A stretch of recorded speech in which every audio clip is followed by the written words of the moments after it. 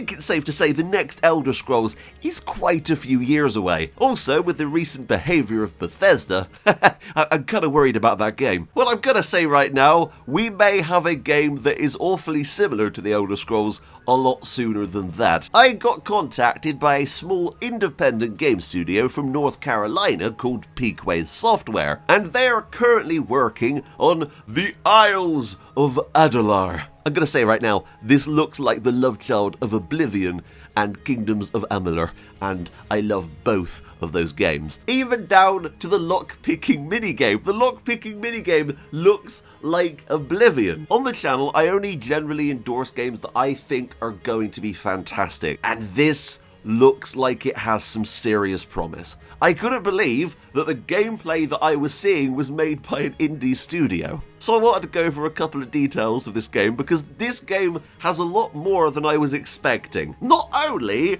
is this going to be a RPG, but it's also co-op. And I know a lot of people would love to play a game like this with a friend. Now, of course, you can play this single player. It looks like in the trailer that you can play this split-screen co-op as well as online co-op. And that is amazing because it gives you the option. It doesn't force you to play online. So this game is going to be on Indiegogo very, very soon. So as soon as I know more, I'm going to be putting a link in the description below. Also, I'm going to be getting access to a demo and we'll actually be able to play it for ourselves. So the other thing that kind of blew my mind is that this has a full level editor, and I'm just going to let you watch this.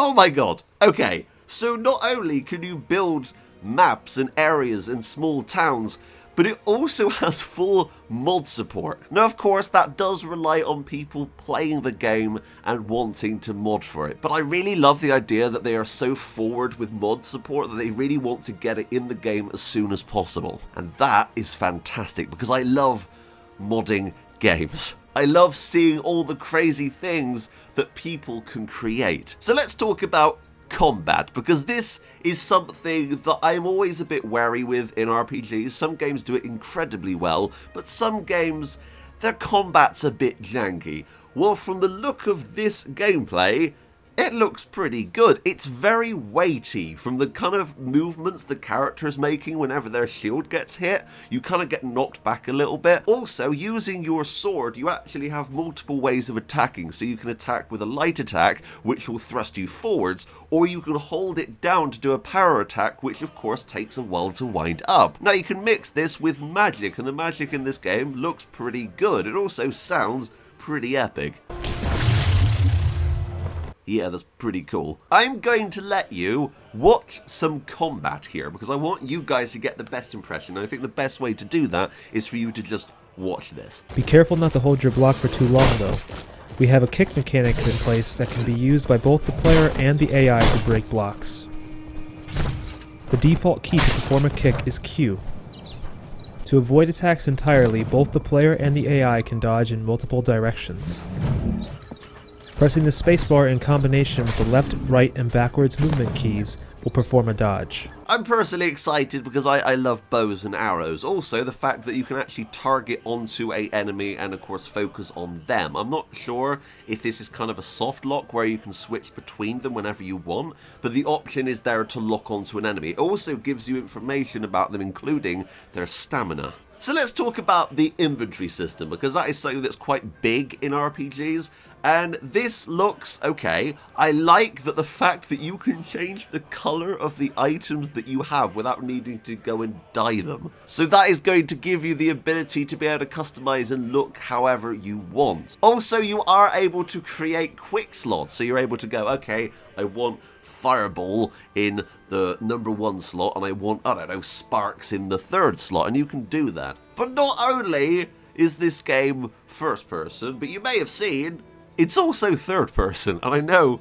so many of you want an RPG where you can switch between first person and third person, because I think a lot of people like the ability to look at their character. I will say, since I started playing the Outer Worlds, it's kind of annoying that I can't just quickly look at my character to see what they're wearing and what they look like without having to go to the inventory. I like seeing what my character's wearing. Yes, I would like to explore the world in first person, but when I want to customize and look badass and get screenshots, I can't do that. So this game will give you the ability to do that. So another thing that is of course very important is character customization. Creating your character is a major part of an RPG. I'm going to say right now, it's probably the most important part for me because I like creating a character that I will enjoy playing the rest of the game with. So we can see from this we have different species. So we actually have what looks like an alien from something like Babylon 5, which is pretty cool. Also, a wolf man, because who doesn't love a good wolf man in a video game? Now, I don't know any of the lore of this game. This is something that we're obviously going to be experiencing together, but the fact I'm able to play as female or male is pretty awesome. Also, you have a few different kind of presets from what I'm seeing, and as well as that, you can then customize their traits and attributes. Now, this seems to be quite in-depth. There's everything here from vitality, endurance, swiftness,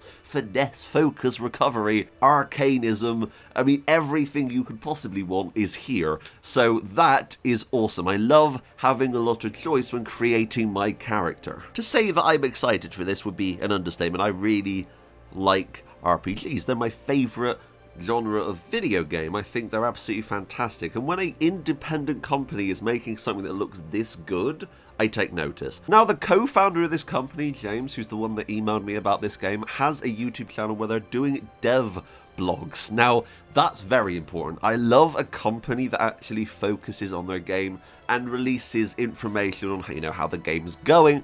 And I love companies that focus on how the game is going and keep giving you updates, because that means to me that they're passionate about the project.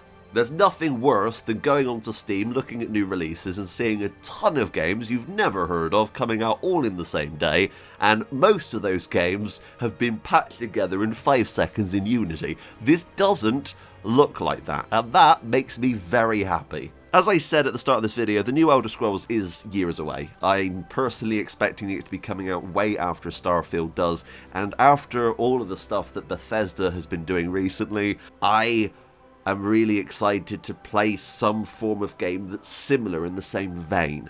And as I said, it is kind of that mix between Oblivion and Kingdoms of Amalur, a game that I think really needs to be rebooted at some point, because I freaking love that game. So as I said near the start of this video, I'm going to be getting a demo very, very soon, which I'm going to be doing a video on next week, and I'm going to be able to play this for myself, because there's nothing worse than seeing gameplay and then actually playing the game and it's horrible. I don't think that's going to be the case here. I'm really personally quite excited to play it, and of course I'm going to give a little bit of leeway for stuff like UI or whatever, because this game hasn't been completely developed yet. They obviously need this crowdfunding help to be able to create their dream, and I really, really like that. So as I said, I will update the description with their crowdfunding link as soon as it goes live. Plus, I think we just need more Elder Scrolls style RPGs.